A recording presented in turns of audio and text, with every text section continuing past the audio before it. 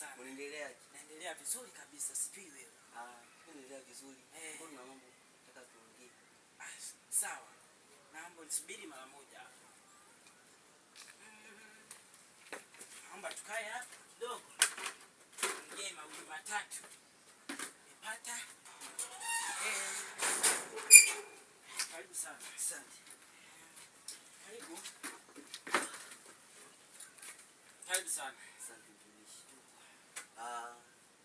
Hapa nimefika, nilikuwa na matatizo. Sawa. Kuna mama anakaa pale.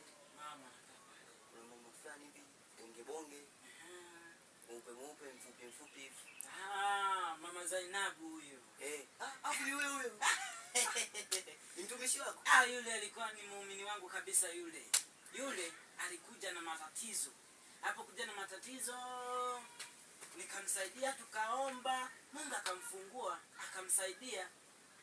Karibu sana. Kuna mimi naweza nikamsaidia bila shida kabisa, nakusaidia Mungu, unapata wokovu kabisa. Maana nishaenda kwa waganga. Ai. Nimepeleka ng'ombe 10. Wote wameenda. Wote ng'ombe 10. Na bado sijapata chochote. Ila ingekuwa kwa Mungu hata 10,000 ya zaka tu usingetoa. Karibu sana, lakini sio mbaya, tutaomba Mungu atakufungua kabisa bila shida. Unajua vitabu vingi vipo vinatia moyo watu. Hasa ukiangalia kwenye Warumi 10:13. Anasema kabisa yeyote atakayekuja atafanyeni.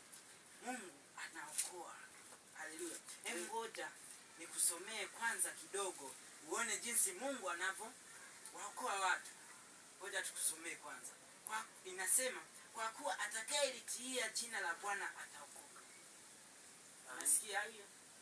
Kuona mimi nikiita jina la Mungu nitaokoka? Lazima uokoke kabisa.